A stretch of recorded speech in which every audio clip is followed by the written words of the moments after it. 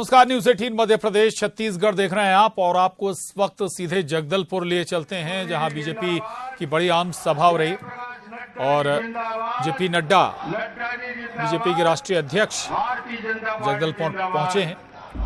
आप सबको बहुत बहुत धन्यवाद,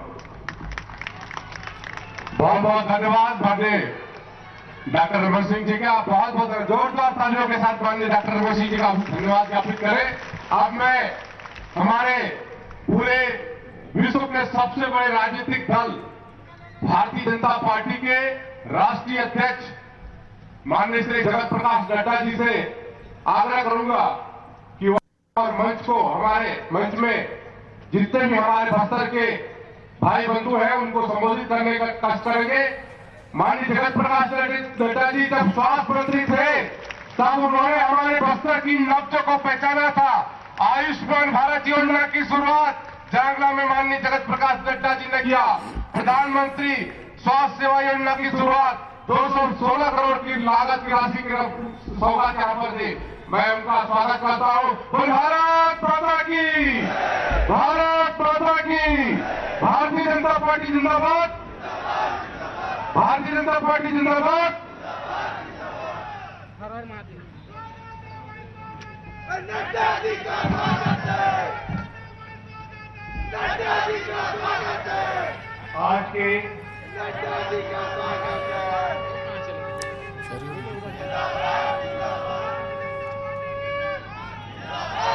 आज के इस सभा में मंच पर उपस्थित हमारे यशस्वी पूर्व मुख्यमंत्री और हमारे राष्ट्रीय उपाध्यक्ष सम्माननीय डॉक्टर रमन सिंह जी, हमारे जुझारू और कर्मशील अध्यक्ष श्री अरुण साहू जी, हमारे प्रभारी नितिन नवीन जी, हमारे विपक्ष के नेता नारायण चंदेल जी, हमारे सांसद संतोष पांडे जी, हमारे पूर्व सांसद रामविचार नेताम जी, हमारे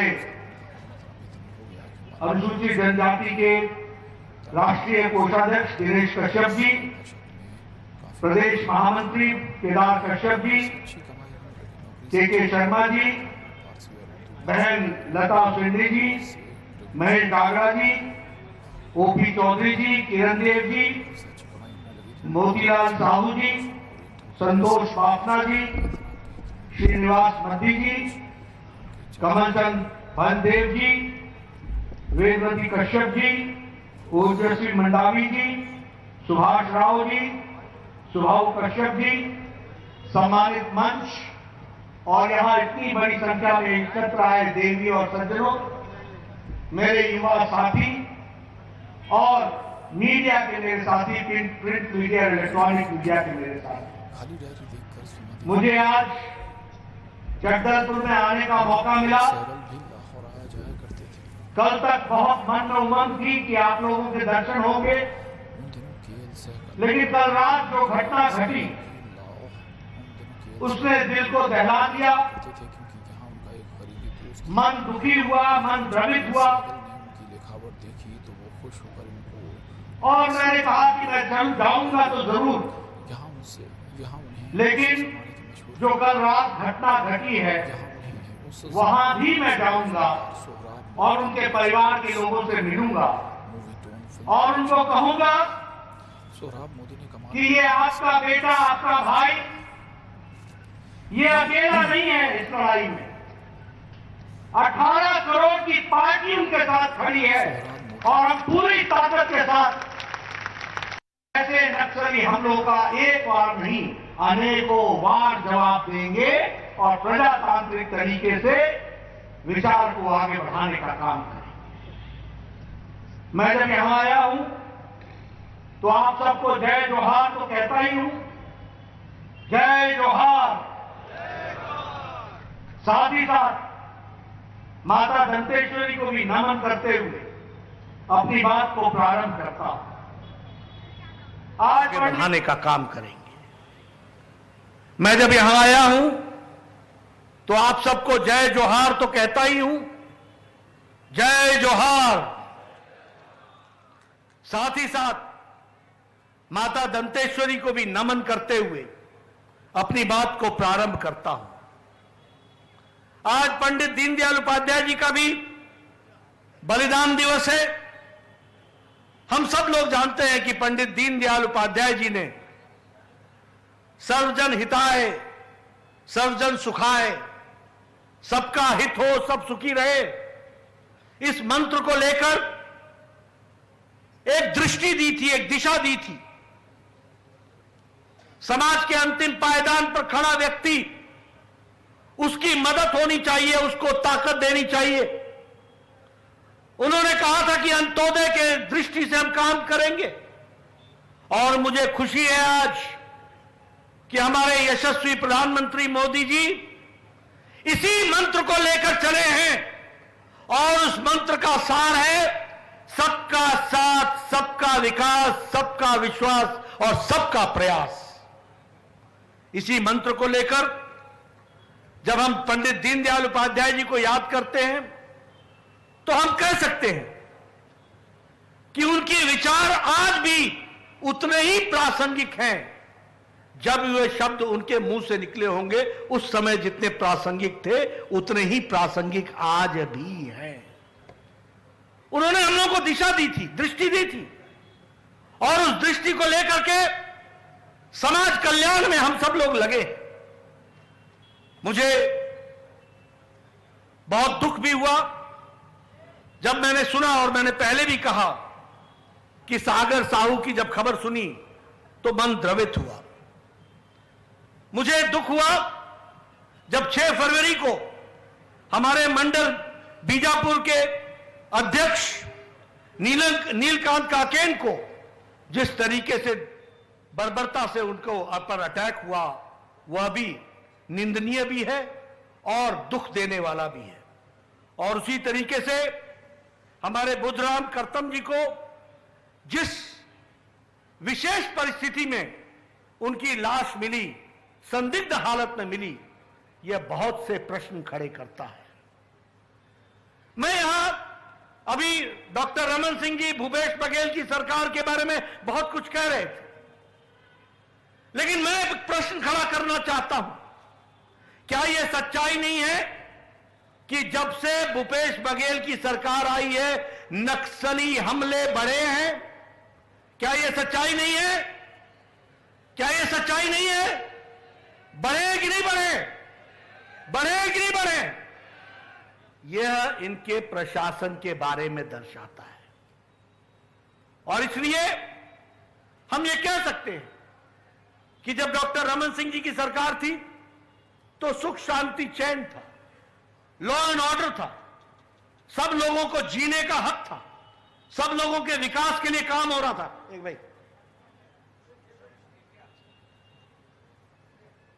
सब लोगों के लिए काम हो रहा था, सभी लोगों के विकास के दृष्टि से कार्य को रूप दिया जा रहा था।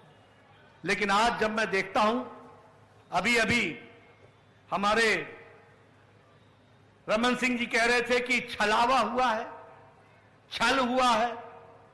एक उन्होंने शब्द का भी उपयोग किया कि बोलो भूपेश बघेल वो है कि नहीं है। मैं डॉक्टर रमन सिंह जी के माध्यम से यह बताना चाहता हूं कि कांग्रेस का दूसरा नाम ही छलावा है। कांग्रेस का एक एक नेता लटकाना, भटकाना, अटकाना, छिटकाना, यह कांग्रेस की रीति नीति है। इसलिए कांग्रेस का कोई नेता यह करे तो अचरज की कोई बात ही नहीं है। ये इसीलिए बने हैं, हम विकास के लिए बने हैं, वो विकास को अवरुद्ध करने के लिए बने हैं। हम लोगों के विकास को आगे बढ़ाने के लिए बने हैं, वो लोगों को भटकाने के लिए बने हैं। हम विकास के माध्यम से सामान्य मानवी आगे बढ़े, उत्तम कोटि के दृष्टि से वो आगे बढ़े, ये हमारा लक्ष्य है। उनका लक्ष्य है कि फूट डालो और राजनीति करो, राज करो, ये उनका लक्ष्य है। इसलिए इसमें कोई अचरज की बात नहीं होनी चाहिए।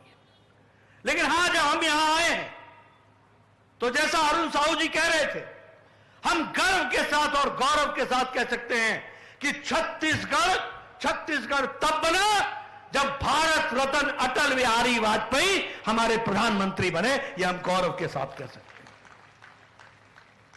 आपको याद होगा उन्होंने कहा था 11 की 11 लोकसभा हमको जिता के भेजो, हम छत्तीसगढ़ देंगे। और जो कहा था वो किया। 1 साल के अंदर अटल जी ने हम लोगों को 2000 में छत्तीसगढ़ प्रदेश दिया। और मुझे याद है स्वर्गीय राजीव गांधी और उनके परिवार यहां पिकनिक मनाने आते थे। उनके लिए यह इलाका ऐसा था कि ज्यादा गर्मी उधर हो गई तो चलो थोड़ा सा आनंद लेते हैं, जंगलों का आनंद लेते हैं। दूर दराज कटा फटा इलाका, कोई इसकी सुध नहीं लेता था, कोई इसकी चिंता नहीं करता था। लेकिन जब से डॉक्टर रमन सिंह जी की सरकार आई, हम कह सकते हैं कि छत्तीसगढ़ की सुध ली गई और विशेष करके जगदलपुर की सुध ली गई। हम बताना चाहते हैं कि अटल जी के समय में 3 विश्वविद्यालय बने। कुशाभाऊ ठाकरे जर्नलिज्म यूनिवर्सिटी बनी, दुर्ग में टेक्निकल यूनिवर्सिटी बनी, पंडित सुंदरलाल शर्मा ओपन यूनिवर्सिटी बनी, all India institute of medical sciences Raipur में खुला है। और मुझे खुशी है कि कोरोना में कोई भी पेशेंट दिल्ली नहीं आया, सबका इलाज रायपुर में हुआ और all India institute of medical sciences में हुआ। यह बदलती हुई तस्वीर हमको देखने को मिली है। अगर हम कहें रमन सिंह जी के जमाने में जो काम हुआ वो बताना चाहता हूं मैं। देखो, उजाले का महत्व तो तभी समझ में आएगा जब तुम्हें अंधेरा याद होगा। अगर अंधेरा नहीं याद होगा तो उजाले का महत्व तो समझ में नहीं आएगा। मुझे याद है यहां मद्दी जी बैठे, शुरू में जब मैं आया करता था तो कहते थे 6 बजे बिजली आएगी, 8 बजे चली जाएगी। आती पीछे थी, जाती पहले थी, याद है ना। और ये कहते थे कि फलाने कार्यकर्ता के घर चलना है, इस समय पर चल पड़ेंगे तो अच्छा रहेगा, नहीं तो लौटते में बिजली गुल होगी। लेकिन यह डॉक्टर रमन सिंह जी की सरकार थी जिसने छत्तीसगढ़ को पावर कट फ्री स्टेट बनाया। यह छत्तीसगढ़ को दिया तो डॉक्टर रमन सिंह जी ने दिया। हम छाती ठोक के बोल सकते हैं कि हमारे नेता ने पावर का कट होना बंद हो गया, पावर सप्लाई शुरू हो गई। अब आपसे मेरा निवेदन है कि भूपेश का पावर कट कर दो और पावर फ्री स्टेट को आगे बढ़ाने का काम करो, उसको आगे बढ़ाने के लिए चलो। आपको जानकर खुशी होगी, जब रमन सिंह जी ने सरकार संभाली थी तो उस समय छत्तीसगढ़ का बजट 7,000 करोड़ का था। और जब रमन सिंह जी ने सरकार छोड़ी तो उस समय 83,179 करोड़ रुपए का बजट था। यह है विकास की कहानी, यह है काम करने वालों की कहानी। रमन सिंह जी ने नक्सलियों को टैकल किया और डेवलपमेंट के पॉलिटिक्स को आगे बढ़ाया। और आप सब लोगों को मालूम है कि चावल 1 किलो, ये उस समय राइस जो था वो दिया गया और 48 लाख परिवारों को चावल बांटा गया। ये डॉक्टर रमन सिंह जी की सरकार में हुआ। वन अधिकार में पत्र दिए गए, वन अधिकार। मेरे आदिवासी भाइयों, याद रखना कि वन में अधिकार, जमीन पर अधिकार और उसका पत्र अगर किसी ने दिया तो वो भाजपा ने दिया, डॉक्टर रमन सिंह जी की सरकार ने दिया। और कितना दिया? 3,35,000 हमारे वन अधिकार पत्र बांटे गए और 6.50 लाख एकड़ की जमीन अलॉट की गई।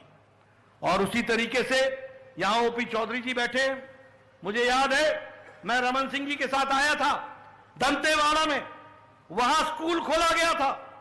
मुझे शायद याद पड़ता उसका नाम प्रयास था। एक प्रयास योजना के तहत भी काम चला था और उसमें 5 हेडक्वार्टर्स एस्टैब्लिश हुए थे। और दंतेवाड़ा में एक रेसिडेंशियल स्कूल खोला गया था जिसमें बच्चे बच्चियों की पढ़ाई से लेकर इंजीनियरिंग तक की पढ़ाई की व्यवस्था की थी। डॉक्टर रमन सिंह जी ने उसका उद्घाटन किया। इसलिए जब हम आदिवासी भाइयों के बीच में बात करते हैं, आप एक काम भूपेश बघेल का गिना दो, एक काम जो उन्होंने आदिवासी भाइयों के लिए किया हो। और मैं आपको आदिवासी भाइयों के लिए किए गए कामों की श्रृंखला गिनाऊंगा। हमारा जो हेडक्वार्टर बनाया गया, रेजिडेंशियल प्रयास रेजिडेंशियल स्कूल बनाया गया, और हेडक्वार्टर्स में छत्तीसगढ़ में जगदलपुर, बिलासपुर, रायपुर, अंबिकापुर, दुर्ग, इन सब में इस काम की व्यवस्था की गई। और उसी तरीके से हमारे ट्राइबल भाइयों को पढ़ाई के लिए विशेष स्कूल खोले गए, वह भी हम आपको बताना चाहते हैं। जैसा मैंने बताया कि यह दंतेवाड़ा में एजुकेशन सिटी खोली गई और 150 एकड़ की जमीन में 100 करोड़ रुपए खर्च करके वहां 13 डिफरेंट संस्थान बने और जिसमें एक इंजीनियरिंग कॉलेज भी बना। यह हमने अपने आंखों से इस बस्तर की, इस दंतेवाड़ा की, इस ट्राइबल इलाके के विकास की कहानी देखी है।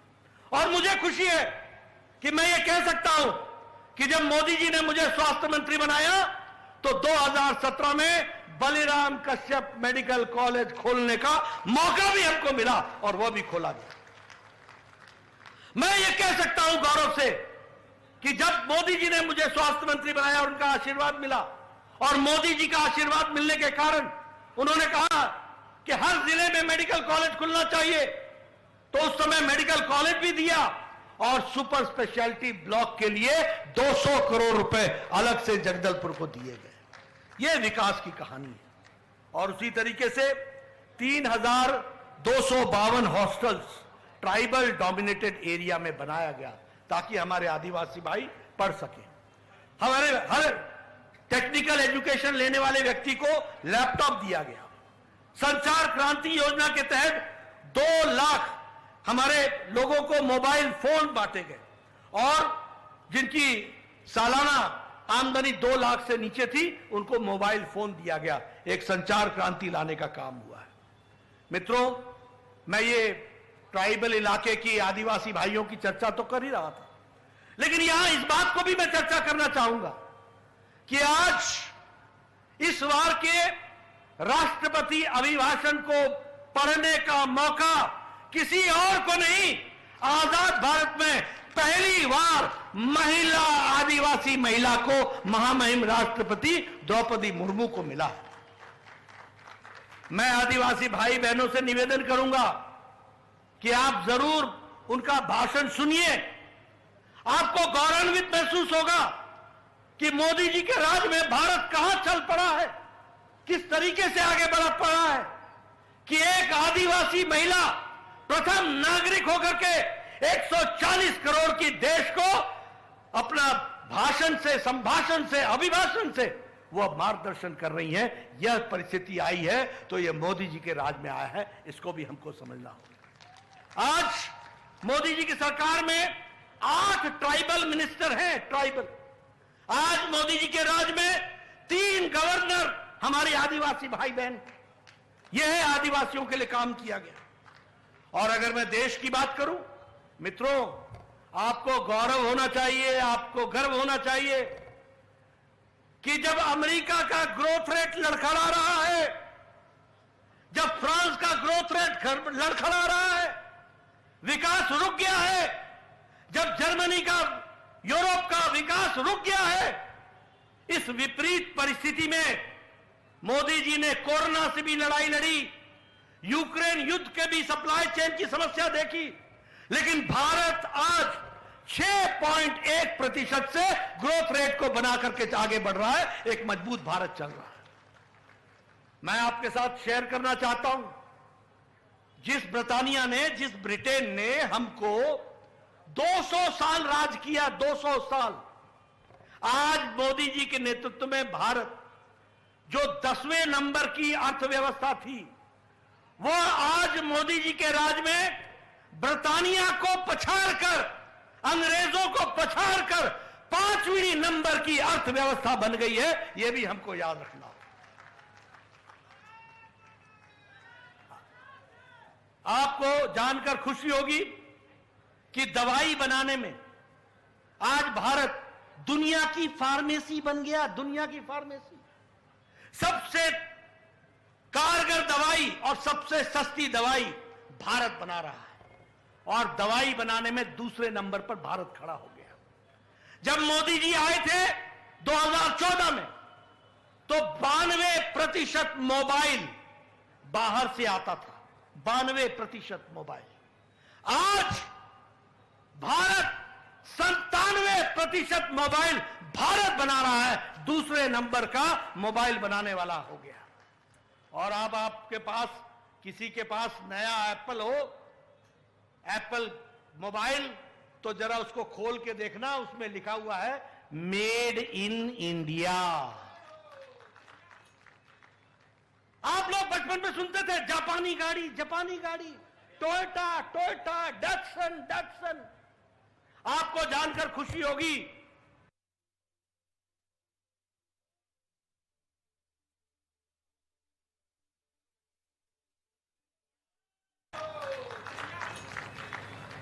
आप लोग बचपन में सुनते थे जापानी गाड़ी, जापानी गाड़ी, टोयोटा, टोयोटा, डैटसन, डैटसन। आपको जानकर खुशी होगी कि आज मोदी जी के नेतृत्व में भारत ऑटोमोबाइल में, गाड़ियां बनाने में दुनिया में तीसरे नंबर का देश हो गया। जापान को हमने पछाड़ दिया है। अब हमारे आगे सिर्फ अमेरिका और चाइना रह गए, तीसरे नंबर पर भारत खड़ा है। मैं पत्रकार बंधुओं से कहूंगा, इन आंकड़ों को रखें, दुनिया को बताएं, देश को बताएं, भारत बदल चुका है।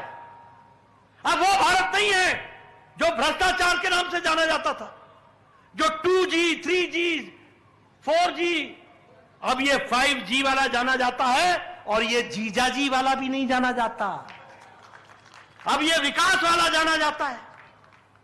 और इस भारत को अगर हम कहें कि हर दृष्टि से रिन्यूएबल एनर्जी, आपको जानकर खुशी होगी, एनर्जी और रिन्यूएबल एनर्जी यह किसी भी देश के विकास के मापदंड को तय करता है। आपको जानकर खुशी होगी कि पावर में भारत तीसरे नंबर पर खड़ा है और रिन्यूएबल एनर्जी में भारत चौथे नंबर पर खड़ा है। यह बदलता भारत है।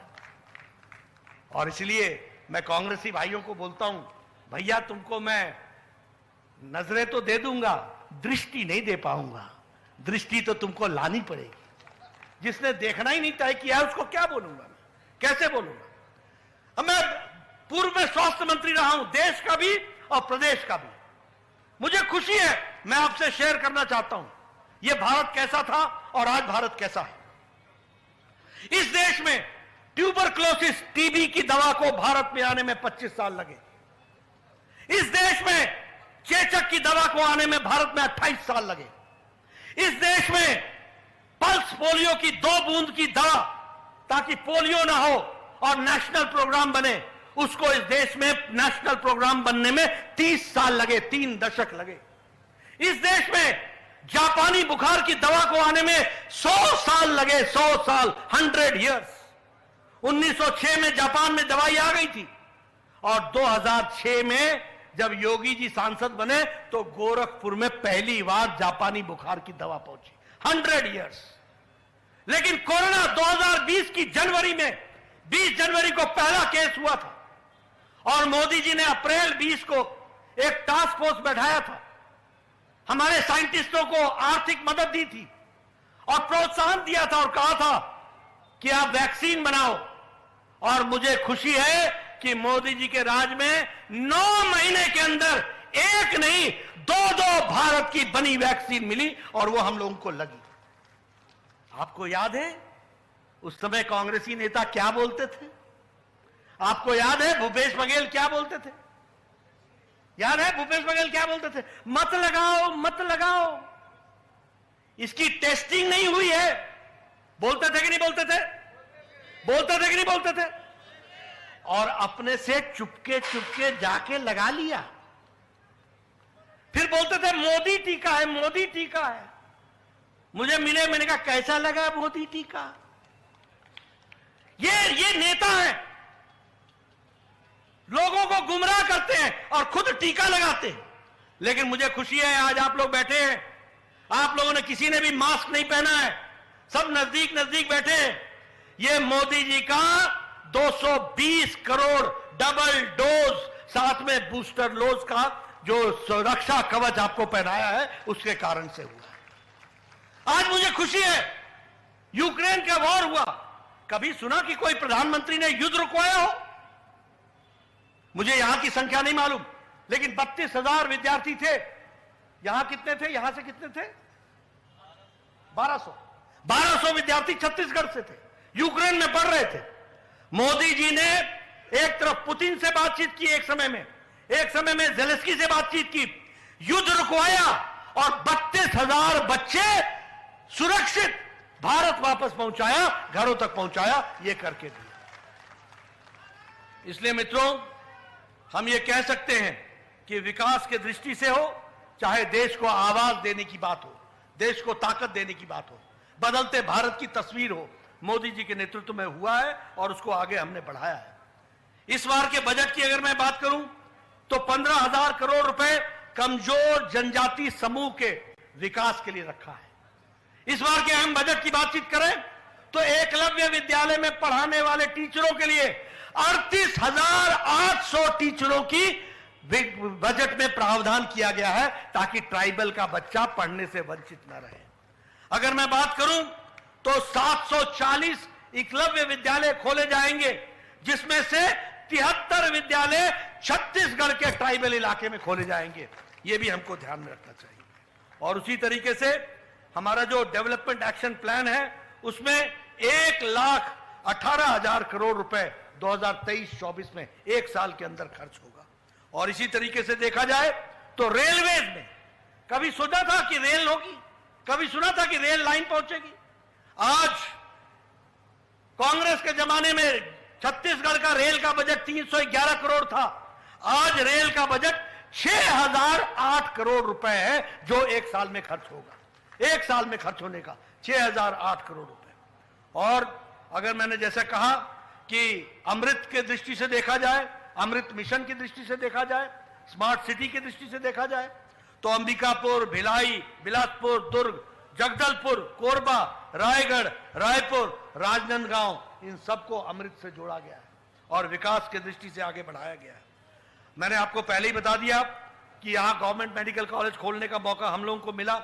आज मुझे खुशी है कि 33 नेशनल हाईवे प्रोजेक्ट्स 9,240 करोड़ रुपए का खर्च हो रहा है और रायपुर से विशाखापट्टनम तक हमारा इकोनॉमिक कॉरिडोर बन रहा है। यह इकोनॉमिक कॉरिडोर आर्थिक विकास की गंगा कही जाएगी और यह विकास की दृष्टि से आगे बढ़ेगा। और उसी तरीके से भिलाई में जो IIT बन रहा है, उसमें लगभग 1,100 करोड़ रुपए खर्च हो रहे हैं। PM गति शक्ति के योजना के तहत हमारे एयरपोर्ट्स में अंबिकापुर, बिलासपुर और आपका जगदलपुर एयरपोर्ट को भी बढ़ावा दिया जा रहा है और उसमें इसके लिए पैसे खर्च किए जाएंगे। और उसी तरीके से फार्मर्स के दृष्टि से 4,60,000 करोड़ रुपए यूपीए ने खर्च किया, हमने 14,25,000 करोड़ रुपए खर्च किया। यह भी हमको याद रखना चाहिए। अभी अभी चर्चा हो रही थी, 16 लाख लोगों को प्रधानमंत्री आवास योजना में प्रस्तावना की गई है, 16 लाख घर। लेकिन यह भूपेश बघेल इनको लागू नहीं होने देना चाहता है। यह नहीं चाहता कि गरीब कोई अपने झोपड़ी से निकले, उसको पक्का मकान मिले, 2 कमरों का मकान मिले, साथ में रसोई मिले, साथ में शौचालय मिले, साथ में गैस का कनेक्शन मिले, साथ में हर घर जल के तहत पानी का कनेक्शन मिले। भूपेश बघेल जी नहीं चाहते। आप बोलिए, ऐसे लोगों को रखने देना है सरकार में? क्या रहने देना है? क्या रहने देना है? क्या ये लटकाने, अटकाने, भटकाने वाले लोगों को अब आपने भी समय आने पर लटकाना है और अटकाना है और भारतीय जनता पार्टी को काम देना है। यह भी हमको आगे बढ़ाना है। इस दृष्टि से मित्रों, बहुत सी बातें मैंने आपसे की हैं, लेकिन मैं जो आगे आपसे बात करना चाहता हूं वो इस बात को करना चाहता हूं कि अगर मैं छत्तीसगढ़ की बात करूं तो मुझे दुख होता है, लेकिन फिर भी मैं आपको बताना चाहूंगा। आज छत्तीसगढ़ बलात्कार में 7वें नंबर पर खड़ा है क्राइम रिकॉर्ड के तहत। लॉ एंड ऑर्डर की सिचुएशन समझ लीजिए।